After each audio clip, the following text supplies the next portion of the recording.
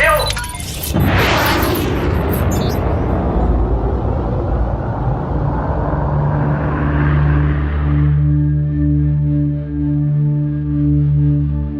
Après avoir fait un tour du côté de la mythologie qui entoure le nom des planètes telluriques,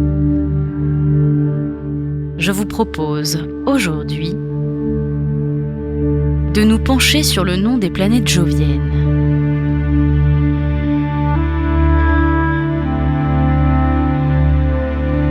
Les planètes joviennes, ou encore les géantes gazeuses.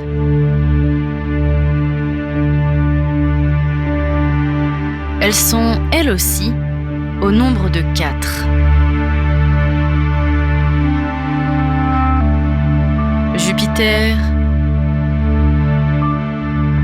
Saturne, Uranus et Neptune.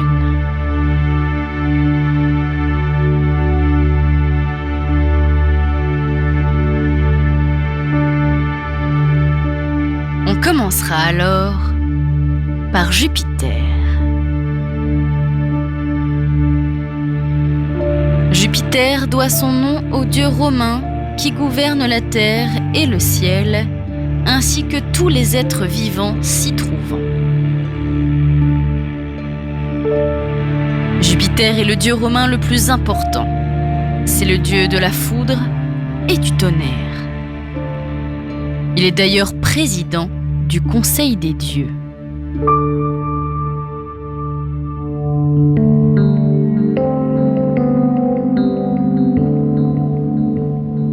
C'est par son importance hiérarchique que Jupiter donne son nom à la planète.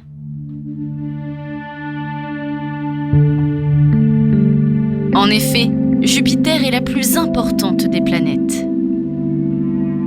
Elle est la plus grosse planète du système solaire, la plus volumineuse, mais aussi la plus massive.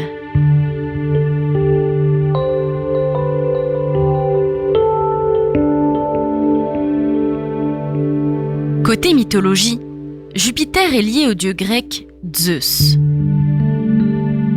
Ce dernier d'ailleurs obtient son pouvoir sur l'univers entier à la suite de la lutte victorieuse contre les Titans.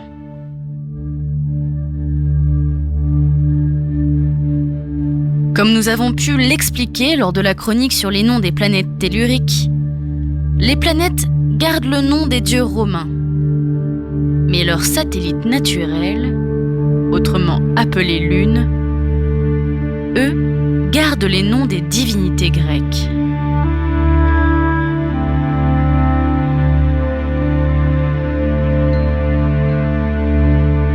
Pour Jupiter, on ne compte pas moins de 79 lunes confirmées, dont une 50aine nommées.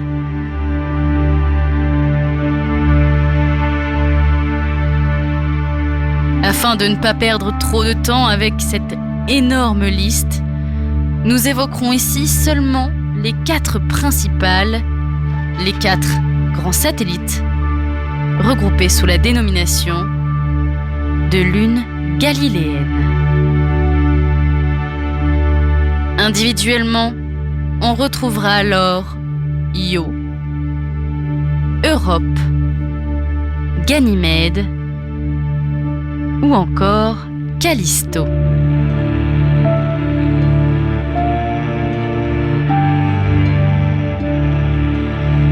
Dans la mythologie grecque, Io était prêtresse au temple d'Héra à Argos.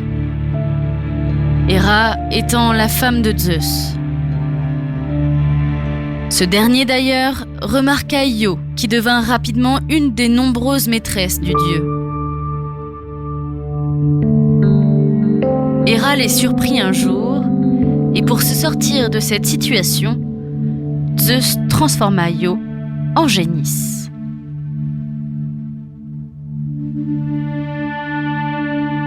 C'est alors que beaucoup d'aventures ont rencontré le chemin de Io avant qu'elle retrouve enfin son apparence humaine en Égypte.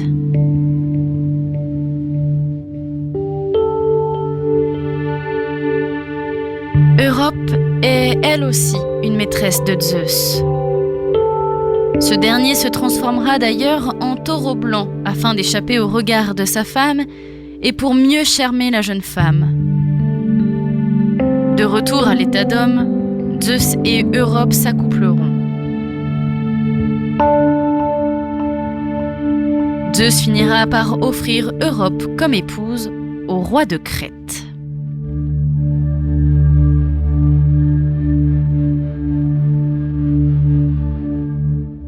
Ganymède, lui aussi une lune de la planète Jupiter, est également un amant de Zeus.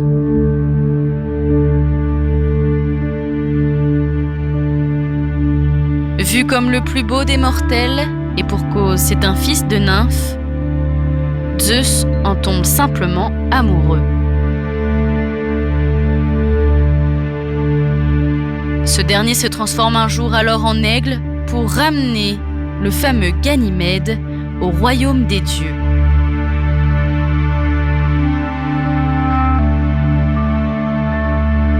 Il lui offrira l'immortalité afin qu'il puisse servir à boire à l'assemblée des dieux, et ce, pour l'éternité.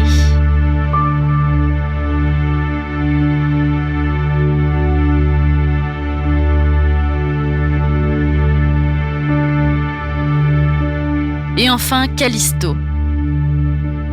Callisto qui est, elle aussi, l'une des nombreuses conquêtes de Zeus.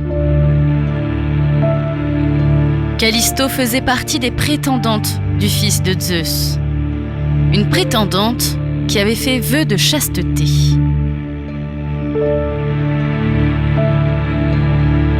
Comme pour tous ses amants et ses amantes, Zeus en tomba fou amoureux.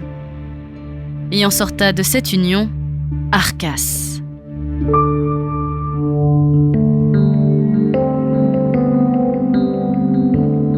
Héra, jalouse et pas dupe, transforma Callisto en un immense ours.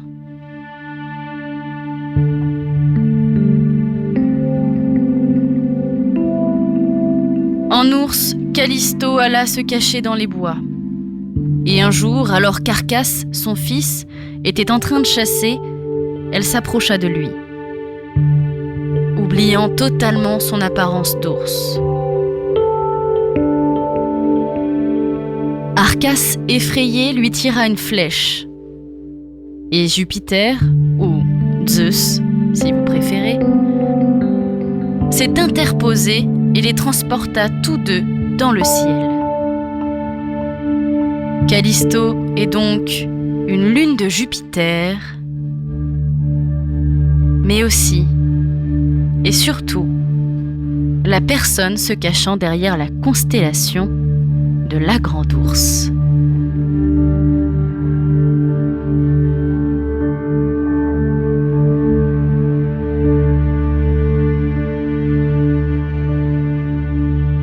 Mais trêve de satellites naturels et revenons à nos planètes. Et c'est au tour de Saturne. Saturne est le dieu romain de l'agriculture, lié à Chronos dans la mythologie grecque. Selon le mythe, Saturne a présenté l'agriculture à son peuple en lui apprenant à cultiver la terre. Saturne est d'ailleurs désigné comme le père de Jupiter, de Pluton, de Neptune, de Junon ou encore de Cérès.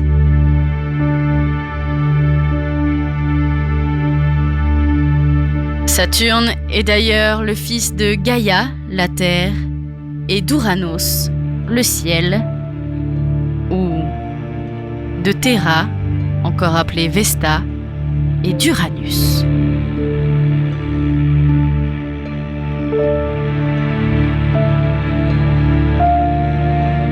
Saturne est également le dieu du temps. C'est peut-être pourquoi son nom a été donné à la plus lente des 5 planètes brillant en orbite autour du Soleil.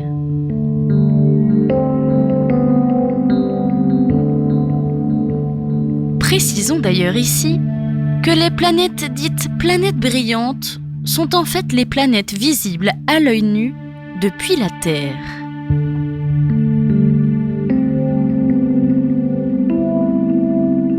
Et concernant les lunes de Saturne, il est tout simplement impossible de toutes les connaître. En revanche, nous connaissons bien ces anneaux. Ces anneaux étant formés d'un grand nombre de satellites naturels. Ce qui est sûr, c'est que tous ces satellites sont très, très petits.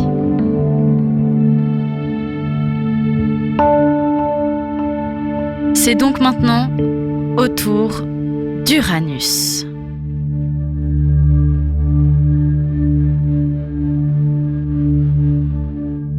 Uranus ne s'est pas toujours appelé Uranus.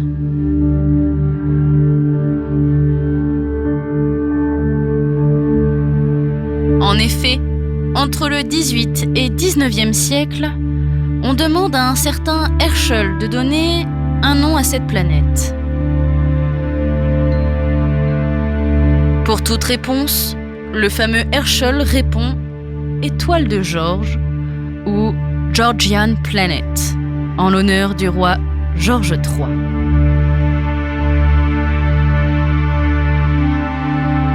Il explique d'ailleurs cette décision dans une lettre en déclarant que les planètes, nommées par les divinités, dataient de l'Antiquité et que dans l'ère actuelle, il ne serait guère admissible d'avoir recours à la même méthode pour nommer le nouveau corps céleste.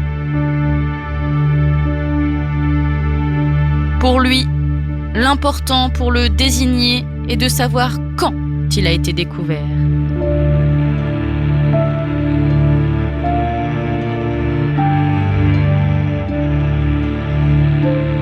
Et à l'époque, la réponse à cette grande question était sous le règne du roi George III.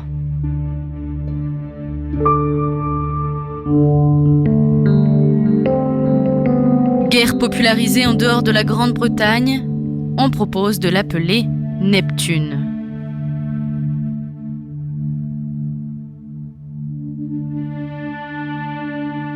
À ce moment-là, beaucoup d'astronomes sont d'accord avec ce choix.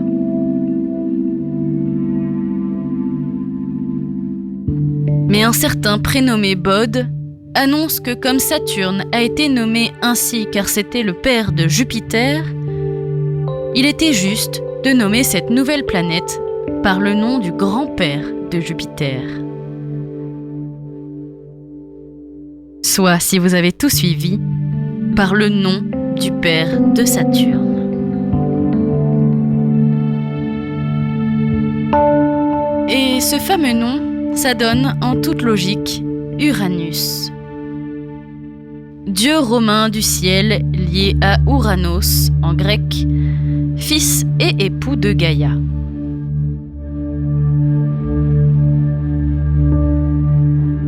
Uranus a en tout 27 satellites naturels connus.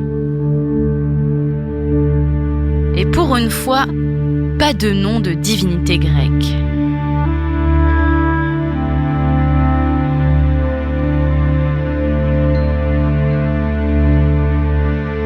En effet, toutes les lunes d'Uranus porteront des noms en référence aux personnages composant les pièces de théâtre de William Shakespeare.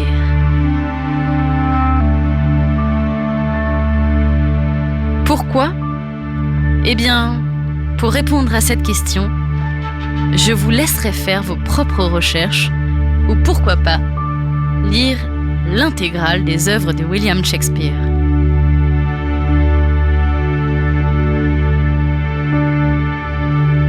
Mais pour terminer sur notre mythologie et sur notre astronomie, prenons la direction de Neptune.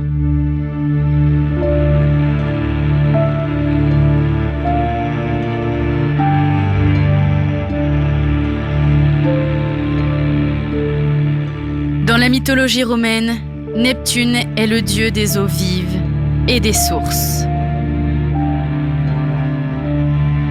Il est d'ailleurs étroitement lié à son homonyme grec, Poséidon.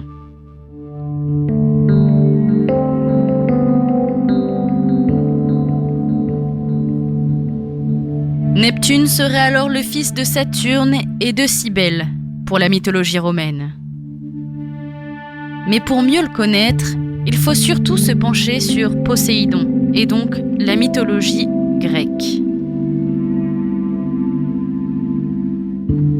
Poséidon est fils de Titan, Chronos, et de Titane, Rhea, qui sont tous deux enfants d'Ouranos et de Gaïa.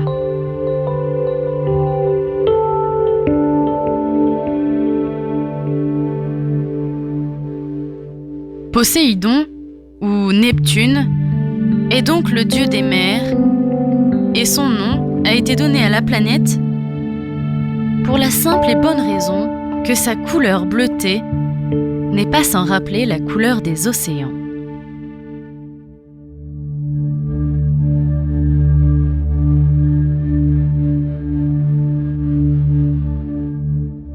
Les 14 satellites naturels de Neptune sont eux aussi en référence au monde marin. Nous avons par exemple Triton, fils de Neptune, Galatée, une déesse marine dans la mythologie grecque, Naïade, la divinité des rivières et des sources, ou encore Hippocampe, qui, dans la mythologie grecque, est une créature mi-cheval, mi-poisson.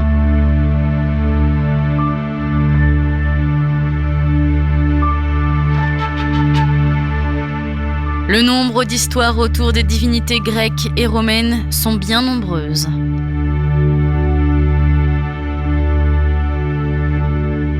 Mais seront-elles assez nombreuses pour nommer tout l'univers entier ?